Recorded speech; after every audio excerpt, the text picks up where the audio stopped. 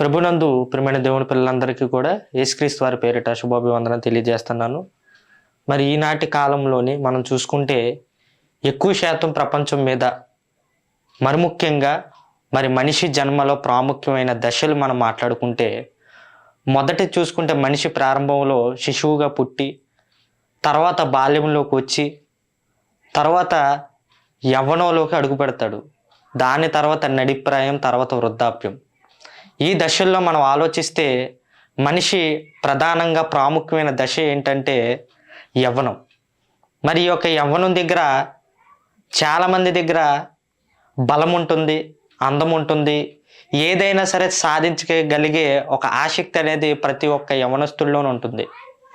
అలాగే ప్రపంచవ్యాప్తంగా చూసుకుంటే ఈ యొక్క యవ్వనస్తులు ఎంతమంది ఉన్నారు అని మనం చూసుకుంటే ఇప్పుడున్న సుమారుగా పైన లెక్కలు, మరి శాస్త్రవేత్తలు సైతం జనాభా లెక్కలోకి కొద్దిగా యాడింగ్ చేసి మరి వారు సుమారుగా ఎంతవరకు చెప్పారంటే ప్రపంచవ్యాప్తంగా మరి యవనస్తులు ఎంతమంది ఉన్నారు అని అంటే సుమారుగా 120 నుండి 180 కోట్ల మంది ఉన్నారు. అంటే ఒకసారి ఆలోచించండి ప్రియమైన వాళ్ళరా, దేశమే కాదు ప్రపంచవ్యాప్తంగా అన్ని దేశాల్లో కూడా యవనస్తుల దగ్గరికి పెడితే ఒక లెక్క చూసుకుంటే 120 నుంచి 180 కోట్ల మంది ఉన్నారు. మరి ఇలాంటి యవనస్తులు అందరూ కూడా ఒక్కసారి మనం ఆలోచిస్తే ఇది మనకు తెలిసిన లెక్క మాత్రమే. మనకు గూగుల్ కానివ్వండి, ఏది మన సోషల్ మీడియా ద్వారా తీసుకున్నా సరే వాళ్ళు చెబుతున్న లెక్క మాత్రమే ఇది. కానీ లెక్కల్లో లేని వారు ఎంతమంది ఉన్నారు యవనస్తులు ఒకసారి ఆలోచించండి. ఓకేనండి, ప్రపంచ వ్యాప్తంగా మనం పక్కన పెట్టేస్తే మన యొక్క భారతదేశంలో ఎంతమంది యువత ఉన్నారు అని అంటే దాదాపుగా 37 నుండి 38 కోట్ల మంది ఉన్నారు యువత, స్త్రీ పురుషులు కలిపి. ప్రియమైన వాళ్ళ ఒక్కసారి ఆలోచిస్తే మన యొక్క భారతదేశంలోని యువత సంఖ్య అనేది ఎక్కువ. యువత అన్ని రంగాల్లో కూడా ముందుకు వెళ్తున్నారు. ఒకటి చదువులో, రెండవది చెడులో కూడా ముందే ఉంది యువత. చెడులో కూడా ముందే ఆహ్వానిస్తుంది చెడుని. ఒకటి పెద్ద పెద్ద రంగాల్లో యువత వెళ్తుంటే ఇంకొన్ని రంగాలలోని వెళ్ళి నాశనం అయిపోతున్న యువత కూడా మనకు కనబడుతున్నారు సమాజంలో. కారణం, దీని అంతటికీ కారణం ఏంటంటే ఆధ్యాత్మిక జీవితం అనేది యువతలో కరువైపోవటం, లేకపోవటం. మరి ప్రపంచవ్యాప్తంగా యువత అనేది చాలా ఎక్కువ మంది ఉన్నారు. మన యొక్క భారతదేశంలోని 38 కోట్ల మంది ఉన్నారు. మనం లెక్కించిన లెక్కలు ఇలాంటివి అయితే లెక్కల్లో లేని వారు ఎంతమంది ఉన్నారు ఇంకా యువత ఒకసారి ఆలోచించండి. ఈ యొక్క యువతలోని ఏమంటే ఏ పనికి వెళ్ళినా సరే వెంటనే వాడి దగ్గర బలం ఉంది కాబట్టి ఎవడైనా సరే పనిలో పెట్టుకుంటాడు. ఏమంటే నాకు పని ఇవ్వండి అని ఒక ముసలివాడు వెళ్ళి అడిగాడు అనుకోండి యజమాన్ని, వాడిని పెట్టుకుంటాడా? వృద్ధాప్యంలోనే నడవలేని పరిస్థితి, మాటలు కూడా రాని పరిస్థితి, కళ్ళు కూడా కనబడలేని పరిస్థితి, వాడు వెళ్ళి పని అడిగితే యజమాని పనిస్తాడా? ఇవ్వడు. అదే ఒక యవనస్తుడు వెళ్ళనివ్వండి, యజమాని దగ్గరికి వెళ్ళి పని అడగగానే వెంటనే ఇస్తున్నాడంటే కారణం వీడి దగ్గర ఉన్న బలం, వీడి దగ్గర ఉన్న కంటి చూపు మెరుగ్గా ఉంది. ఏమండి ఒక్కసారి ఆలోచించండి, ఒక మనిషి ఒక యవనస్తుడిని వాడుకోవాలి అని చూస్తున్నాడు, పని పరంగా నాకు ఉపయోగపడతాడని చూస్తున్నాడు. అలాంటిది దేవుడి దగ్గరికి వచ్చేటప్పటికి యువత అనేది వెనక్కి వెళ్ళిపోతూనే ఉన్నారు. ఒకసారి ఆలోచించండి, సమాజంలోని యువత ఎంతమంది ఉన్నప్పుడు ఏమండి దేవుడికి కావాల్సిన ఒక మంచి మార్గంలో యువత వెళ్ళటం కావాలి దేవుడికి. మరి ఆ మంచి మార్గంలో వెళ్తున్నారా లేదా? ఒక మనిషే యవనస్తులు కావాలని చెప్పేసి పనిలో పెట్టుకుంటున్నాడు. కానీ ఏమండి మనకి ఇంకా బాగా అర్థం కావాలనుకుంటే ఒక గవర్నమెంట్ ఎంప్లాయ్ 60 సంవత్సరాలు దాటగానే వెంటనే బయటకు తీసేస్తారు. ఎందుకు? రిటైర్మెంట్ పేరిట బయటకు వచ్చేస్తారు. ఎందుకంటే వాడికి చూపు పనిచేయదు, సరిగ్గా నడవలేడు, తినలేడు, చెప్పలేడు, అంటే ప్రతి అవయవం కూడా క్షీణించుకుంటూ వస్తుంది. అదే ఒక యవనస్తుని పెట్టుకుంటే ఆ ప్లేస్లోని ఎంత పర్ఫెక్ట్గా పనిచేస్తాడు, ఎంత బలంగా ఉంటాడు, ఎంత అనర్గళంగా మాట్లాడగలడు. ఒక్కసారి ఆలోచించండి ప్రియమైన వాళ్ళరా. అందుకనే ప్రపంచవ్యాప్తంగా ఈ యవనస్తులు అందరూ కూడా ఏమంటే అపవాది మాయలో చిక్కుకుంటున్నారు. అపవాది మాయలోకి వెళ్ళి అపవాదికి కూడా యవనస్తులే కావాలి. యవనస్తులే బాల్యంలో ఉన్నప్పుడు పట్టించుకోడు, శిశువుగా ఉన్నప్పుడు పట్టించుకోడు, నడి వయసు వచ్చాక పట్టించుకోడు, వృద్ధాప్యానికి వెళ్ళిపోయిన తర్వాత కూడా పట్టించుకోడు. కానీ ఈ యొక్క యవనస్తుల్లో ఉన్నాడు చూశారు, యవన స్త్రీ కానివ్వండి, యవన పురుషుడు కానీ అదే దేవుడికి కావాలి, అదే అపవాదికి కావాలి, అదే మనుషులకు కావాలి. ఆ ప్రాయమే కావాలి, యవ్వన ప్రాయమే కావాలి. కారణం యవ్వన ప్రాయంలో నువ్వు చేయలేని పని అంటూ ఏది ఉండదు. ఒక గోల్ పెట్టుకున్నావంటే దాన్ని సాధించేంత వరకు నిద్రపోడు ఒక యవనస్తుడు. యంగ్స్టర్స్ ఒక రాజకీయ పార్టీల్లో చూడండి, యువత ఎక్కువగా కనబడుతూ ఉంటారు. ప్రతి పనిలోనూ కూడా యువతే బాగా చేయగలరు. ఒక పండగ వచ్చినా, ఒక సౌండ్ సిస్టమ్ కావాలన్నా సరే, ఏమండి ప్రతి రంగాలలో కూడా యువతను రాణిస్తున్నారంటే కారణం వారి యొక్క బలం. మన యొక్క భారతదేశంలో ఎక్కువ యువత ఉంది. మరండి అలాంటి యువత దారి తప్పి మరి ఎక్కడి నుండి వచ్చారో, పరలోకం నుంచి దేవుడి చెంత నుంచి వచ్చిన యువత తిరిగి నరకానికి జారిపోతున్నారు. ఏమండి ఇలాగ మనం చూసుకుంటూ వెళితే మన సమాజంలో ఎంతమంది కనబడటం లేదు. 2025లో మనం చూసాం ఎంతమంది యవనస్తులు బలైపోయారు. 2026 కూడా చూడలేని వారు యవనస్తులుగా ఉన్న వాళ్ళు ఎంతోమంది బలైపోయారు. కారణం ఒక మాయలోకి వెళ్ళిపోతున్నారు, ఒక పాపమైన మాయలోకి వెళ్ళిపోతున్నారు.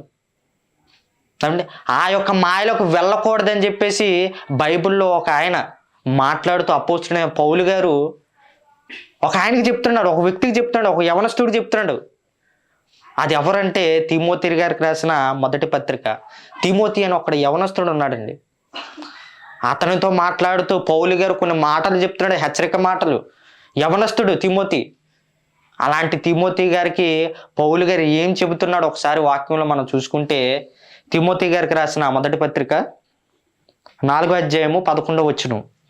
నీ యవ్వనమును బట్టి ఎవడును నిన్ను తృణీకరింపనీయకుము. నీ యవ్వనమును బట్టి పౌలు గారు ఇక్కడ తిమోతి గారికి చెప్తున్నాడు. అంటే అక్కడ తిమోతి గారు అనుకుంటే ఎవరైతే యవనస్తులుగా ఉన్నారో, యవన వయసులో ఉన్నారో, ఒక స్త్రీ కానివ్వండి, పురుషుడు కానివ్వండి, వారందరూ కూడా ఆ ప్లేస్లో మిమ్మల్ని పెట్టుకోండి ఒకసారి, మిమ్మల్ని ఊహించుకోండి ఒకసారి. ఏంటి పౌలు గారు నాకు చెప్తున్నాడా? ఏం చెప్తున్నాడు ఆయన? నీ యవ్వనమును బట్టి ఎవ్వడు కూడా నిన్ను తృణీకరింపనీయకుము. ఎవ్వడు నిన్ను తీసి పాడేయకూడదు.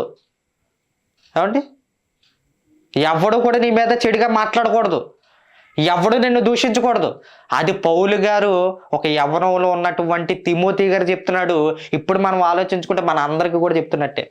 ఆ ప్లేస్లో మనం భర్తీ చేసుకుంటే ఎవరికి వారు యవ్వనంలో ఉన్న ప్రతి ఒక్కరు కూడా ఆ ప్లేస్లో మనం ఒకసారి ఎంటర్ అయితే పౌలు గారు చెప్పే విధానం వెర్షన్ మనకు అర్థమవుతుంది. ఏమని చెప్తున్నాడు పౌలు గారు?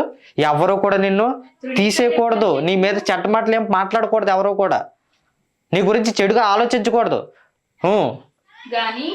గాని మాటల్లోనూ ఏమండి ఇక్కడ ఒక పాయింట్ చెప్పాడు పౌలు గారు. ఏమని? నువ్వు యవ్వనంలో ఉన్నావు కదా, నువ్వు ఆలోచించకుండా మాట్లాడతావు. అంటే చూడండి, చాలామంది గొడవల్లో ఎవరు కనబడతారు ఎక్కువగా? దూషణకరమైన మాటలు ఎక్కువగా ఎవరు నోటమ్మట వస్తాయి? ఆలోచన లేకుండా, మర్యాద లేకుండా, పెద్దలంటే గౌరవం లేకుండా, ప్రతి సంస్థలోనూ కూడా ఏదైనా ఒక గొడవ రాగానే, ఒక రాజకీయ పరంగా చూడండి, అండ్ కుటుంబ గొడవల్లో చూడండి, ఎక్కడైనా సరే ఎక్కువగా మనకు కనబడేది యవనస్తులు. కారణం ఒక గొడవ వచ్చేటప్పటికి ఏం మాట్లాడాలో కూడా తెలియని పరిస్థితుల్లోకి తీసుకెళ్ళిపోతుంది అపవాది. మాటల ద్వారా మళ్ళీ అపవిత్రపరుస్తుంది. ఏమండి దేవుడు ఏం చేస్తున్నాడు? ప్రతి మాటకి కూడా లెక్కిస్తున్నాడు, ప్రతి మాటని కూడా లెక్కల్లో పెట్టుకుంటున్నాడు. అక్కడ ఎవరు దొరికేస్తున్నాడంటే యవనస్తుని పట్టుకుంటుంది. వాడు ఇలాగ అన్నాడా? నువ్వు ఎందుకు తగ్గాలి? నీలో రోషం లేదా? నీ రక్తం మరగట్లేదా? ఎవరిలో పెడుతుంది ఇవన్నీ కూడా మాటలు? ఒక యవనస్తుల్లోని వాడి యొక్క మైండ్లోకి వెళ్ళిపోతుంది. అపవాదం ఒక ఆలోచన రప్పిస్తుంది, వెంటనే మాటల రూపంలో బయటికి వాడు చెడంతా కూడా బయటకు వచ్చేస్తుంది. అందుకని చెప్తాడు, నువ్వు మాటల్లోనూ, పౌలు గారు చెప్తున్నాడు, మాటల్లోనూ యవనస్తులు అందరికీ చెప్తాడు. మాటలు ఎవరైతే యవనంలో ఉన్నారో, యవన ప్రాయంలో ఉన్నారో వారందరికీ చెప్తున్న హెచ్చరిక మాట ఏంటంటే, మీరు మాటల్లో చాలా జాగ్రత్తగా ఉండాలి. మాటలు మాట్లాడేటప్పుడు వందనవచనవి ఉండాలి, మంచి మాటలే ఉండాలి. అలాంటి మాటలు మీరు మాట్లాడితే అది మీకు శ్రేయస్కరం, చాలా క్షేమం మీకు. అది చెప్తున్నాడు. ప్రవర్తనలోను ఏమండి ఎవరి ప్రవర్తన బాగుంది? ఇప్పుడు ఆలోచించండి ఒకసారి. వాడి డ్రెస్సింగ్ బాగోదు, వాడి నడవడిక బాగోదు, వాడు ఆలోచనలు బాగోవు. ఏమండి టోటల్గా పైన వేస్తున్న వస్త్రం కానించి లోపల ఉన్న మనసు వరకు కూడా అంతా కూడా ఎలా ఉన్నాడు? అపవిత్రతలో ఉన్నాడు. ప్రవర్తన ఏది కూడా బాగోలేదు, ఒక మాట తీరు బాగోలేదు, వాడు బ్రతికే విధానం బాగోలేదు. ఏమండి అంటే పాపములో మనం ఉన్నాము.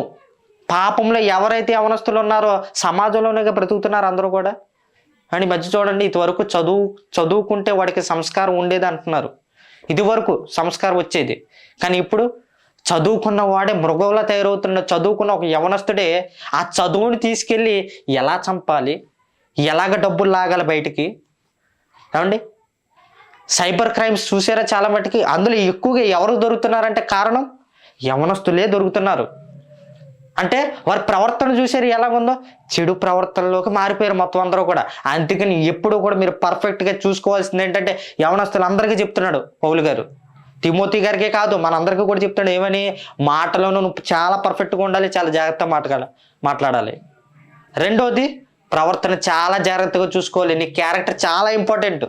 విలువ పెట్టి కొనబడినది అయితే ఏమండి చాలా జాగ్రత్త చూసుకుంటాం మనం. అలాంటిది యేసుక్రీస్తు వారు దేవుడు మనల్ని భూమి మీదకి పంపించినప్పుడు ఎంత జాగ్రత్తగా ఉండాలి మనం.